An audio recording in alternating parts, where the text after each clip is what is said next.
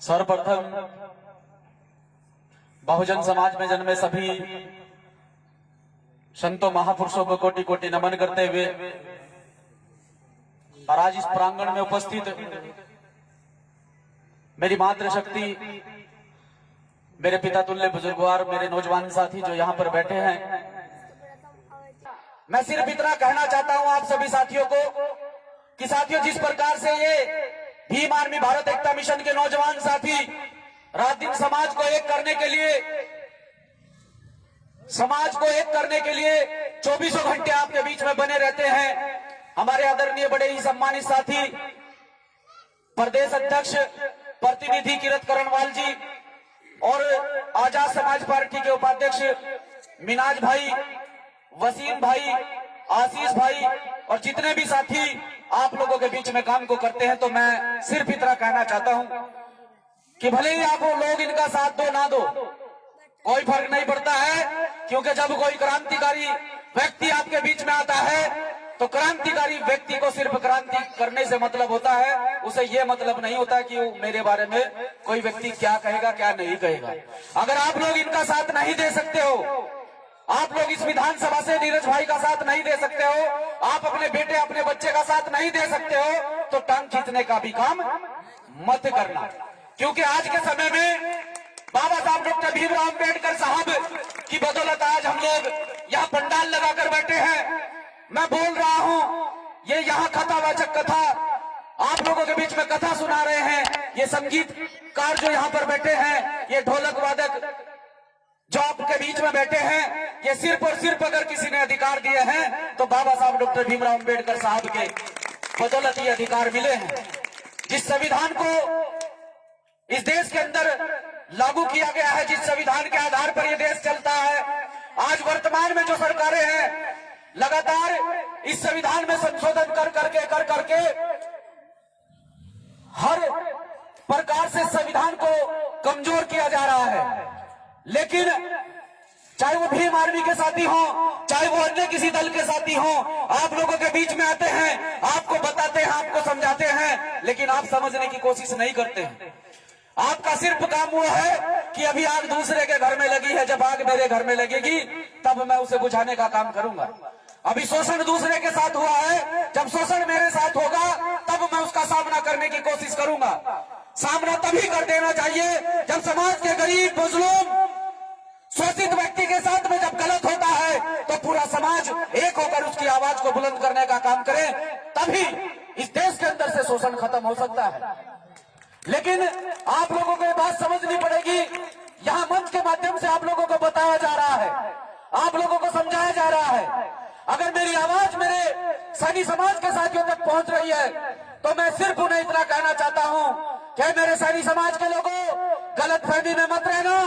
जिस श्रेणी में ये दलित समाज का बच्चा आता है उसी श्रेणी में तुम लोग आते हो, क्योंकि इस देश के अंदर जब मनुस्मृति लागू थी, जब इस देश के अंदर वर्ण व्यवस्था लागू थी, तो यहाँ 4 वर्णों में इस समाज को विभाजित किया गया था, ब्राह्मण, वैश्य, क्षत्रिय और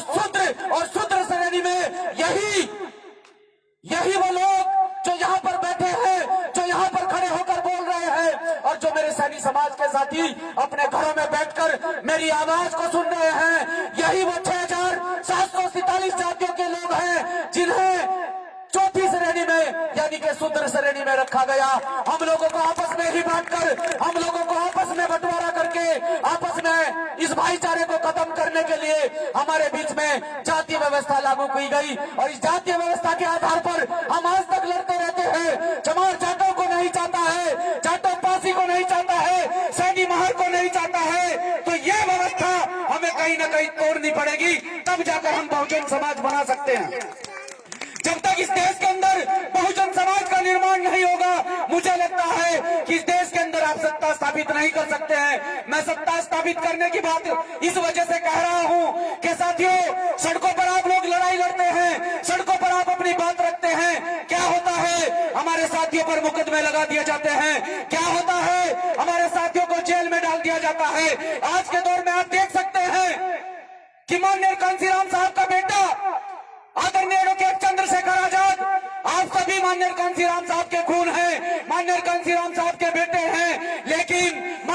कांसीराम साहब का असली खून, असली बेटा उसी को मानूंगा जो माननीय कांसीराम साहब के कार्रवाई को आगे बढ़ाएगा। माननीय कांसीराम साहब के कार्रवाई को पीछे खींचने वाले व्यक्ति को ना तो माननीय कांसीराम साहब का खून मानूंगा, ना माननीय कांसीराम का बेटा मानूंगा, क्योंकि माननीय कांसीराम साहब ने इस देश के लिए और इस समाज के लिए बलिदान दिया है। इस समाज के लिए अपने घर को, परिवार को त्याग कर इस समाज को आगे बढ़ाने का काम किया है। लेकिन लगातार 2006 के बाद, माननीय कांसीराम साहब के जाने के बाद इस मिशन को पूरी तरह से नीलाम कर दिया गया। इस मिशन को पूरी तरह से पूंजीपतियों के हाथ में बेच दिया गया। ऐसा आज का नौजवान नहीं होने देगा। इस मिशन को फिर से खड़ा करेगा। माननीय कांसीराम साहब के सपने को साकार करके आज का युवा ये करके दिखाएगा, क्योंकि जब तक ये 85% मूल निवासी बहुजन समाज के लोग नहीं समझ पाएंगे, जब तक ये 85% मूल निवासी बहुजन समाज के लोग एक नहीं हो पाएंगे, तब तक हम इस देश से शोषण खत्म नहीं कर सकते हैं। ये सच्चाई है। मैं अपनी माता बहनों को कहना चाहता हूं, अगर मैं यहाँ खड़ा होकर बोल रहा हूं तो इसके पीछे किसी की कुर्बानी है। आप लोग यहाँ बैठे हैं, मुझे सुन रहे हैं, तो इसके पीछे किसी की कुर्बानी है। आज लाइट लगी है, इसके पीछे किसी की कुर्बानी है। अभी जोहड़ के पानी की बात चल रही थी। इस देश के अंदर खासतौर से मैं समाज की बात कर रहा हूं। इस बहुजन समाज को, इस देश के अंदर इस बहुजन समाज में जितनी भी बिरादरियां आती हैं, चाहे वो चमार है, चाहे वो जाटल है, चाहे वो सैनी है, पासी है, धोबी है, कुर्मी है, गुजर है, नाई है, जाट है, तमोली है, तेली है, वो कोई भी व्यक्ति है, इस पूरे बहुजन समाज ने आज तक इस देश के अंदर जो भी पाया है वो मेहनत करके पाया है। अगर तुम्हें इस देश के अंदर पानी पीने का भी अधिकार मिला है, जिन लोगों की गलतफहमी दिमाग में भरी पड़ी है, आज जो लोग बिस्लेरी का पानी पीते हैं और पानी पीने के बाद कभी उस महापुरुष को याद नहीं करते हैं जिसकी वजह से आज इन्हें बिस्लेरी का पानी पीने को मिला है, याद करके देखो। पढ़ना महान आंदोलन को, महान आंदोलन अपने आप में एक बड़ा ही भारी और प्रखंड आंदोलन है, क्योंकि महान आंदोलन के समय बाबा साहब डॉक्टर भीमराव अंबेडकर साहब को पहली बार चोट आई थी और 20 मार्च 1927 को बाबा साहब ने साबित कर दिया था महान आंदोलन करके कि मेरे समाज के बच्चों, आज से तुम गंदा पानी नहीं पियोगे। जिस चौड़ पर, जिस तालाब पर एक मवेशी पानी पी सकता है, जिस चौड़ पर, जिस तालाब पर एक कुत्ता पानी पी सकता है, उस चौड़, उस तालाब पर तुम्हें पानी पीने का अधिकार नहीं था। लेकिन बाबा साहब ने 20 मार्च 1927 को इस प्रथा को तोड़कर एक आंदोलन खड़ा किया जिसका नाम था महान आंदोलन, और वो आंदोलन सफल हुआ। उस आंदोलन की बदौलत आज लोग बिस्लेरी का पानी पीते हैं, और बिस्लेरी का पानी पीने के बाद भी कहते हैं कि मैंने 20 रुपए का बिस्लेरी का पानी पिया है। ये बिस्लेरी का पानी पीने की अगर औकात कहीं से आई है तो बाबा साहब डॉक्टर भीमराव अंबेडकर साहब के बलिदान की वजह से ये आप लोगों की औकात हुई है। आज बाबा साहब के बलिदान को, बाबा साहब के त्याग को, बाबा साहब के समर्पण को हमारे समाज के लोग भूलते जा रहे हैं। मैं पूछना चाहता हूं अपनी माताओं बहनों से कि जब हमारे पास में हर प्रकार से हर व्यवस्था है, आप दूसरों के यहाँ जाकर मत्था टेकने का काम क्यों करते हैं? आप दूसरों के सत्संगों में जाकर उनकी व्यवस्था को आगे बढ़ाने का काम क्यों करते हैं? जब आपके पास में मिशन है, आपके पास में विचार है, तो उस मिशन, उस विचार को आगे बढ़ाने का काम करें। मैं तो सिर्फ इतना कहना चाहता हूं कि मैं भी 2014 का बेसिक इंजीनियर हूं, लेकिन मेरे अंदर ललक थी समाज की, मेरे अंदर जज्बा था समाज में काम करने का। मुझे आदरणीय एडवोकेट चंद्रशेखर आजाद ने दिशा दिखाई और मैं लगातार समाज में, लगातार एक प्रचारक की भांति, एक छोटा सा कार्यकर्ता भीम आर्मी, एक छोटा सा कार्यकर्ता आजाद समाज पार्टी होने के नाते आप लोगों के बीच में लगातार कार्य कर रहा हूं। लेकिन मैं पूछना चाहता हूं, यहाँ आपके गांव से सब इंस्पेक्टर भी है, आपके गांव से जेई भी है, मेरे साथ का लड़का यहाँ से जेई है, राहुल, मेरे साथ का लड़का मेरे साथ में पढ़ा है, मेरे साथ का लड़का जेई है। लेकिन मैं यहाँ पर खड़ा होकर आपके साथ में, मैं यहाँ पर खड़ा होकर आपके साथ में बात कर रहा हूँ, आपको समझा रहा हूँ, क्योंकि मैंने एक रास्ता दूसरा अपनाया। मुझे लगता है कि समाज को कहीं ना कहीं जागरूक करने की आवश्यकता है, समाज को कुछ बताने की आवश्यकता है। जब तक ये समाज टुकड़ों में बटा रहेगा और जब तक ये समाज मनुवादी व्यवस्था में लिप्त रहेगा, तब तक इस समाज का कोई सुधार नहीं कर सकता है। आप देख सकते हैं कि हमारे ही बीच से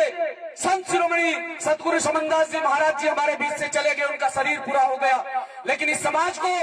संत शिरोमणि सतगुरु रविदास जी महाराज जी के नाम पर, उनके मिशन के नाम पर एक करके चले गए। लेकिन आज के समय में उस इकट्ठे समाज को भी हम कुछ समझा नहीं पा रहे।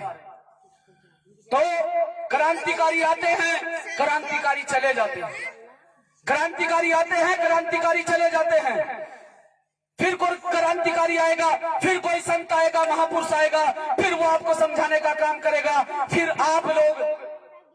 उस व्यवस्था में लिप्त होने का काम करेंगे। जिस टाइम वो आपको समझाने का काम करता है उस टाइम आप किसी बात को सुनने का काम नहीं करते। तो आपको समझना पड़ेगा, आपके बच्चे, आपके बेटे आपके बीच में खड़े होकर कुछ बोल रहे हैं। मैं भी कहना चाहता हूं मेरी माताओं बहनों से कि अगर आज अधिकार मिला है, आज मान सम्मान मिला है, मेरी माताएं बहनें जो पढ़ी लिखी मेरी माताएं बहनें यहाँ पर बैठी हैं, आप लोग बराबरी का अधिकार रखती हैं, आप लोग डॉक्टर बनती हैं, इंजीनियर बनती हैं, IAS बनती हैं, PCS बनती हैं, आप लोग अधिकारी कर्मचारी किसी भी पोस्ट पर जाकर बैठ जाती हैं, आपको संपत्ति रखने का अधिकार है, आप पुरुषों की बराबरी करके किसी भी क्षेत्र में, किसी भी फील्ड में अपने आप को सक्षम कर सकती हैं, तो सिर्फ और सिर्फ बाबा साहब डॉक्टर भीमराव अंबेडकर साहब की देन है। नहीं तो जब इस देश के अंदर मनुस्मृति लागू थी, जब 26 जनवरी 1950 से पहले इस देश के अंदर संविधान लागू नहीं था, जब इस देश के अंदर वर्ण व्यवस्था लागू थी, तो सबसे पहले ये कहा गया था ढोल गवार पशु शूद्र और नारी सब है ताड़न के अधिकारी। वो महिला किसी भी जाति, किसी भी वर्ग, किसी भी समुदाय की हो, आज बहुत सी महिलाओं के दिमाग खराब है। मैं उन महिलाओं को कहना चाहता हूं कि वो महिला किसी भी जाति, किसी भी धर्म, किसी भी समुदाय की महिला हो, उस महिला को पढ़ने का अधिकार नहीं था, उस महिला को संपत्ति रखने का अधिकार नहीं था, उस महिला को घर से बाहर निकलने का अधिकार नहीं था, और अगर समय से पहले उस महिला का पति मर जाता है तो उस महिला को सती कर दिया जाता था। इस प्रथा को तोड़ने का काम अगर किसी ने किया है तो महान शख्सियत बाबा साहब डॉक्टर भीमराव अंबेडकर साहब ने किया है। आज महिला अपनी मर्जी से अगर किसी कारणवश उसके पति का देहांत हो जाता है तो वो अपनी मर्जी से अपना जीवन यापन कर सकती है। शुक्र मनाओ बाबा साहब डॉक्टर भीमराव अंबेडकर साहब का, शुक्र मनाओ बाबा साहब डॉक्टर भीमराव अंबेडकर साहब का। नहीं तो मेरी माताएं बहनें जो यहाँ पर बैठी हैं, अगर 9 दिन का दिया जलाने से कोई डॉक्टर बन सकता है, अगर 9 दिन का दिया जलाने से कोई इंजीनियर बन सकता है, अगर 9 दिन का दिया जलाने से कोई IAS PCS बन सकता है, तो ये मैं सबसे पहले ये माइक छोड़कर अपने सभी कार्यकर्ताओं को, अपने सभी पदाधिकारियों को जो पढ़े लिखे नौजवान इस मिशन में काम कर रहे हैं, सबको प्रेरित करूंगा कि छोड़ दीजिए ये काम, छोड़ दीजिए ये माइक। सबसे पहले हम 9 दिन का दिया जलाएंगे। अगर 9 दिन का दिया जलाने से कोई doctor, engineer, IAS, doctor, PCS बन सकता है तो बताइए, अगर डॉक्टर, इंजीनियर, IAS, PCS बनेगा तो अपनी मेहनत की बदौलत बनेगा, और वो मेहनत आप लोगों को सब करनी होगी। क्योंकि साथियों, यहाँ इस देश के अंदर मांगने से कुछ नहीं मिलता है। मांगने से तो हम लोग, आज हमने ज्ञापन दिया, आज हमने एक प्रोटेस्ट किया, और बड़ी ही महान शख्सियत, भारत देश के प्रथम राष्ट्रपति, भारत देश के एक ऐसी महान शख्सियत जिन्हें मिसाइल मैन के नाम से जाना जाता है, डॉक्टर APJ अब्दुल कलाम साहब, हमने एक ज्ञापन के माध्यम से अवगत कराया सरकार को कि पूरे जिले में उठाकर देख लीजिए, पूरे जिले का बोरा निकाल कर देख लीजिए, पूरे जिले में कम से कम मनोवादी व्यवस्था के लोगों के 1000 मंदिर होंगे, लेकिन महापुरुषों का मान सम्मान आप लोगों ने कहाँ रखा। हमने एक आवाज उठाई कि इस तिराहे पर डॉक्टर APJ अब्दुल कलाम साहब की स्टेचू लगनी चाहिए, इस तिराहे पर डॉक्टर APJ अब्दुल कलाम साहब की स्टेचू के साथ साथ में इस तिराहे का नाम डॉक्टर APJ अब्दुल कलाम साहब के नाम से रखा जाना चाहिए। लेकिन ये डर देखिए, ये डर है आप लोगों का, ये डर है भीम आर्मी का, ये डर है इन साथियों की एकता का कि मनुवादी व्यवस्था के लोगों ने वहां एक टेम्परेरी लाकर मूर्ति दुर्गा माता की रख दी है। हम दुर्गा माता, हम किसी भी देवी देवता का अपमान करने के लिए यहाँ नहीं आए हैं, लेकिन इतना कहना चाहते हैं कि जिन महापुरुषों ने इस देश के लिए बलिदान दिया, जिन महापुरुषों ने इस देश के लिए संघर्ष किया, जिन महापुरुषों ने अपनी संतानें तक इस देश के लिए कुर्बान कर दी, उन महापुरुषों को बराबरी का मान सम्मान इस प्रदेश के अंदर मिलना चाहिए। उन महापुरुषों को बराबरी का मान सम्मान इस प्रदेश के अंदर मिलना चाहिए। तो सिर्फ इतना कहना चाहता हूं कि मेरे समाज के नौजवान साथियों, बस इतना आप लोगों को मैसेज देना चाहता हूं कि कोई भी कार्य करने से पहले अगर आप अपनी जगह ईमानदार हैं, हैं। आप अपनी जगह सच्चाई के साथ में खड़े हैं, हमेशा सच्चाई के साथ में खड़े होकर काम कीजिए। गलत व्यक्ति आपके घर का भी होगा, उसे भी बर्दाश्त मत करना, और सच्चाई के साथ में बाबा साहब डॉक्टर भीमराव अम्बेडकर साहब के मिशन को, माननीय कांशीराम साहब के कारवा को आगे बढ़ाने का काम करना, ये उम्मीद आप लोगों से करता हूं। क्योंकि आरोप प्रति आरोप होते रहते, इससे कोई फर्क नहीं पड़ता है। क्योंकि मेरे बड़े बुजुर्गों ने कहा है, और ये कहावत भी है कि फलदार पेड़ पर हमेशा पत्थर लगता है, फलदार पेड़ पर हमेशा पत्थर लगता है, और झुकता वही है जिसके अंदर लचीलापन होता है। अकड़ा हुआ पेड़ भी जलाने के काम आता है, अकड़ा हुआ पेड़ भी जलाने का काम आता है। तो इसलिए आपको कहना चाहता हूं, कोई आपके बीच राह में आपको रोके टोके, आपको लालच दे, आपको लालच में नहीं आना है। आपको बड़ी ईमानदारी से इस मिशन को आगे बढ़ाने का काम करना है। आरोप प्रति आरोप होते रहते हैं, इनसे घबरा के घर नहीं बैठना है। बस मेरी माताएं बहनें, आपसे उम्मीद करता हूं मैंने जो बोला शायद आपकी समझ में आया हो ना आया हो, लेकिन कथावाचक जो बोलेंगे, जो गाएंगे, वो आपकी समझ में बिल्कुल पक्का आएगा। मैंने भी बहुत सी जगह इनकी कथाएं सुनी हैं, बहुत अच्छे से और बहुत बारीकी से हर चीज आपको समझाकर जाएंगे। समझना आपको है, उसे समझकर अपने निजी जीवन में उतारना ये आपकी जिम्मेदारी है, क्योंकि महापुरुषों के विचारधारा को अपनी निजी जीवन में उतारना चाहिए।